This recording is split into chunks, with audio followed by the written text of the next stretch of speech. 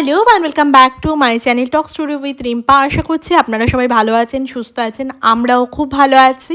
তো গত আগের কয়েকটা ব্লগে তো শেয়ার করেইছিলাম যে অলরেডি আমরা ফ্যামিলি ট্রিপের জন্য ভোপালে এসেছিলাম। তো ভোপাল শহরটাকে এক্সপ্লোর করে তারপরে আরও অন্যান্য জায়গাগুলো ঘুরে টুরে নিয়ে ফাইনালি আমরা জব্বলপুরে ধোঁয়াধার ফলস দেখে বান্ধবগড়ে সাফারি করে নিয়ে এবার বোটিং করে মার্বেল রক ঘুরে টুরে নিয়ে ফাইনালি আমরা হোটেলে চেক ইন করে নিয়েছিলাম গতকাল রাতেই। তো এবার আমরা আজকে সকালে আমরা যাচ্ছি হচ্ছে আরেকটা জায়গায়, সেটা হচ্ছে চিত্রকূট। তো চিত্রকূট যাওয়ার আগে এখানে আমরা একদম ফাইনালি রেডি হয়ে নিয়েছি, একদম সকালবেলা উঠে ফ্রেশ হয়ে নিয়ে এবার আমরা বেরিয়ে যাব। তো কী করছি না করছি সমস্তটা শেয়ার করব, তো সাথে থাকবেন ব্লগটার আর এন্ড অবধি দেখতে থাকবেন। যদি ভালো লেগে থাকে please like share and subscribe করতে ভুলবেন না। তো চলুন ব্লগটা এখান থেকে স্টার্ট করা যাক। না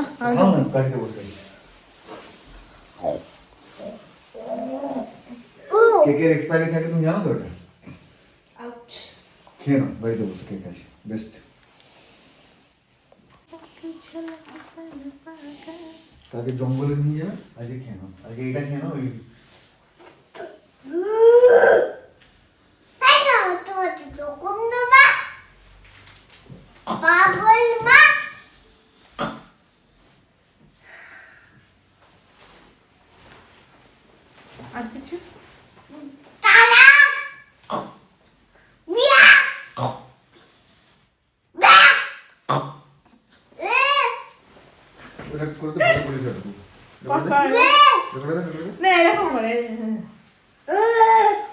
দেখতে ভালো লাগে না, করে দিই। আরেকবার এখনো হয়নি। কাটি হ্যাঁ আমাকে মোহনে সবাই করতো। তো মনে কোনো বন্ধুকে তোর মনে আছে আদৌ? না, মনে নেই তো। আমি এত বমি করে তাও কেউ বলতে হতো না। তুই যেতিস করতে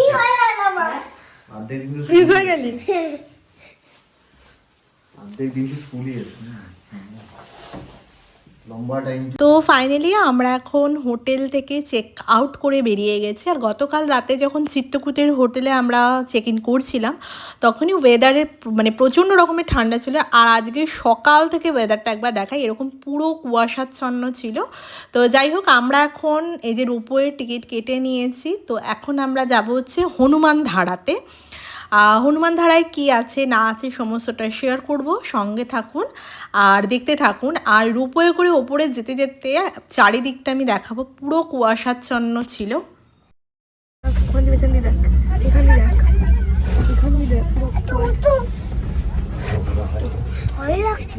চুপ করে বস। আসছে না তো, ওয়েট করো, বন্ধ করো ওটা। বস, না বসলে পড়ে যাবি, বস। আর উপরের দিকে বেশি ঝুলে যাবে, ওখানে বসতে হবে।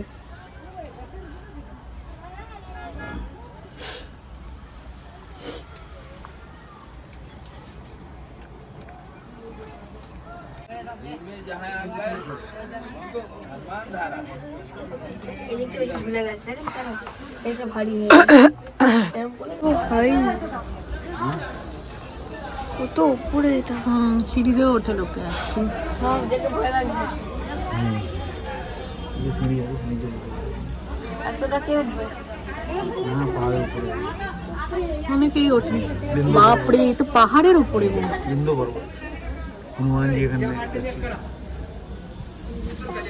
তো আমরা এখন হনুমান ধারার এখানে চলে এসেছি। মন্দিরের ভেতরে যাব, কিন্তু যেহেতু ক্যামেরা অ্যালাউ ছিল না তাই ভেতরে কিছু ক্যাপচার করতে পারিনি।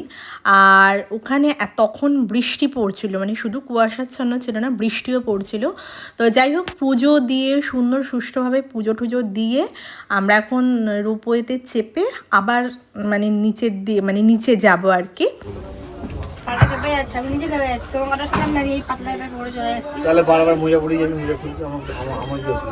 ভেতরে ওই লেগিংসটা পরে নিবি, লেগিংসটা কাছেই আছে, কাছে পিঠেই আছে। প্যান্ট পরিস নি একটা? না এ ভগবান, কি করে জানবো? তুমি তো রোদ উঠবে, গরম লাগবে।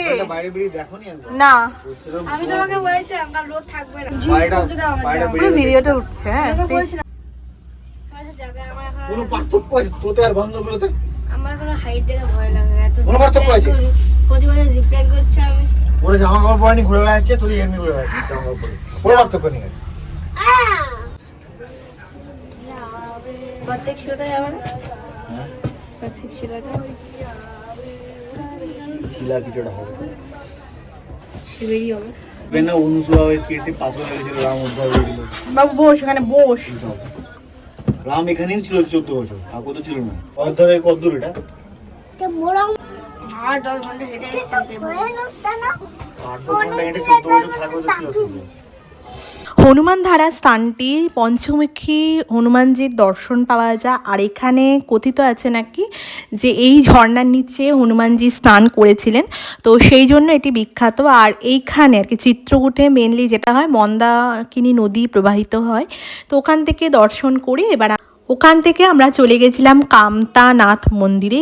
এটি হচ্ছে কামদাগিরি পর্বতের ওপরে অবস্থিত। এখানে মানে প্রসিদ্ধ আছে নাকি ভগবান শ্রীরাম বনবাসের 11 বছর এইখানেই বসবাস করেছিলেন।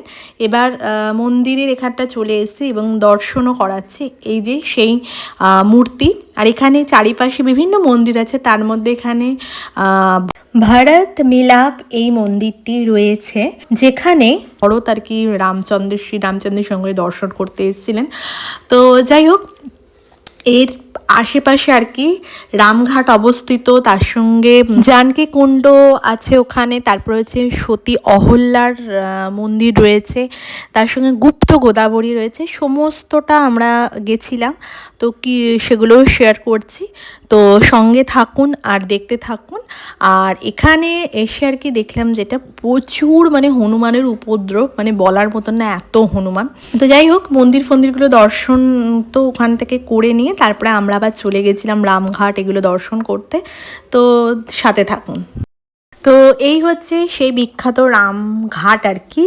এখান থেকেও বোটিং হয়, বোটিং করে আর কি নৌকায় করে বিভিন্ন মানে জায়গাগুলো আর কি, যে বললাম জানকী কুণ্ড, তারপরে অহল্যা মাতার মন্দির, রামগড়ের যে মন্দির, সেগুলো সব দর্শন করানো হয় আর কি। नासिक में अच्छा।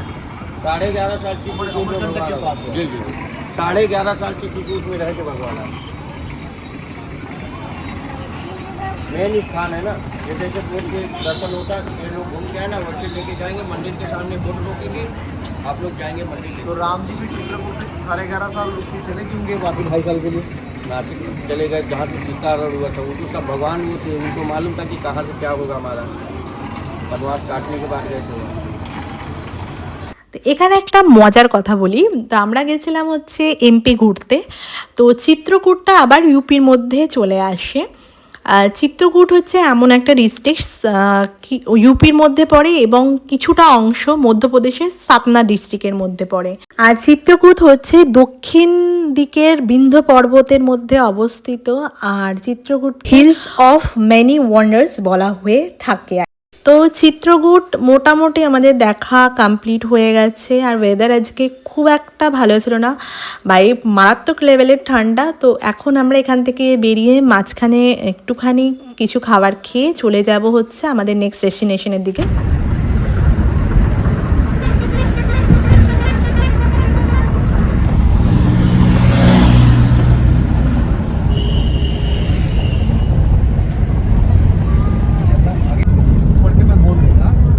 नंबर्स नहीं लिखना है, 1 सेट लिखना है, अंदर पीजी लिखना है, नेट वेट क्रॉस होगा।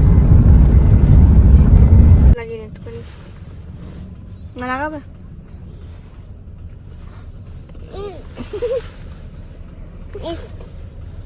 গালটা ফাটবে কম রে কথা।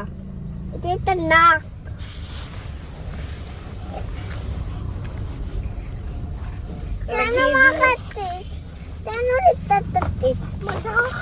আবার বাবু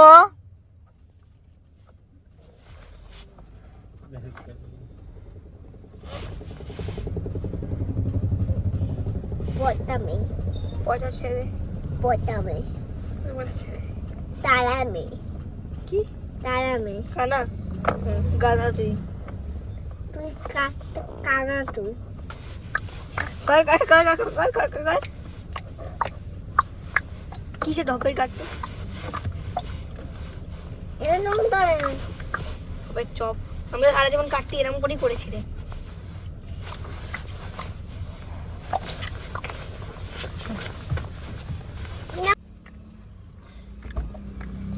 এই এরকম না কাটতে এরকম নয়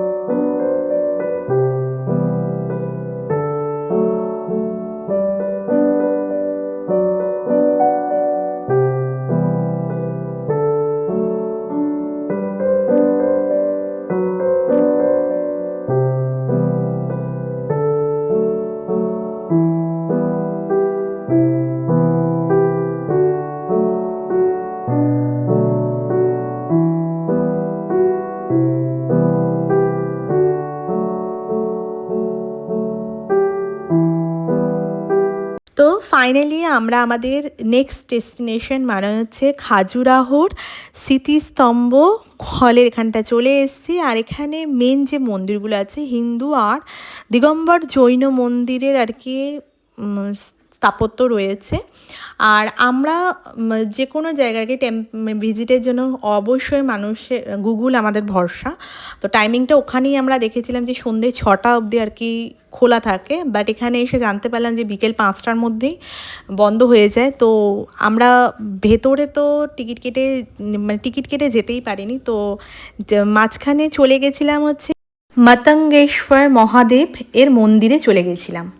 তো এখন দেখা যাক আজকের মতন তো মন্দিরটি মানে খাজুরার যে বাকি মন্দিরগুলো ছিল সেখান থেকে কান্দেরিয়া মহাদেব মন্দিরটা আলাদা জায়গায় আর কি আলাদা সেপারেশনভাবে মন্দিরটি তৈরি করা, মন্দিরটি অবস্থিত রয়েছে।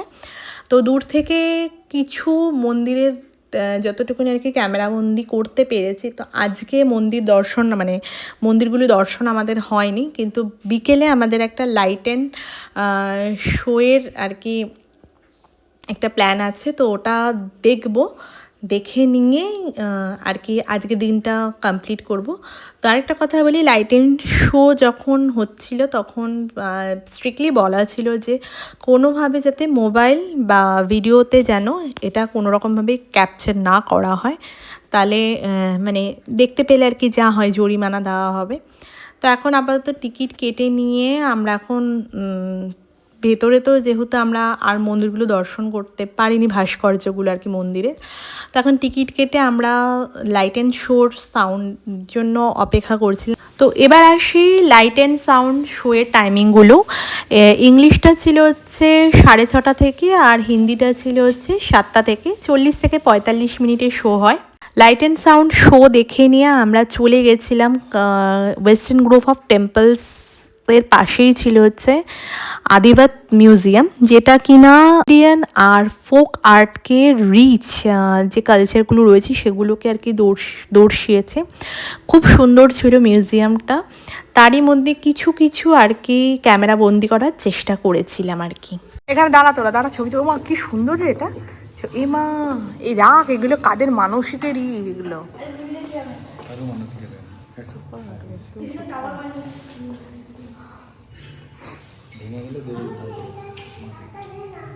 তো ওখান থেকে বেরিয়ে নিয়ে আর কিছুটা ডিস্টেন্সের মধ্যেই আমাদের হোটেলটা ছিল, মানে কাছে পিঠেই ছিল। তো আমরা এখন রাতের খাওয়া দাওয়া সেরে ঠেরে নিয়ে আমরা এখন চলে এসেছি আমাদের হোটেলে। তো এই হচ্ছে রুমটা, একটা ছোট্ট মতন রুম টোর দিয়ে নিলাম। তো আজকের ব্লগটা এখানেই শেষ করলাম। যদি আজকের ব্লগটা ভালো লেগে থাকে প্লিজ লাইক শেয়ার সাবস্ক্রাইব করতে ভুলবেন না। দেখা হচ্ছে নেক্সট ব্লগে, ততক্ষণের জন্য সবাই ভালো থাকবেন।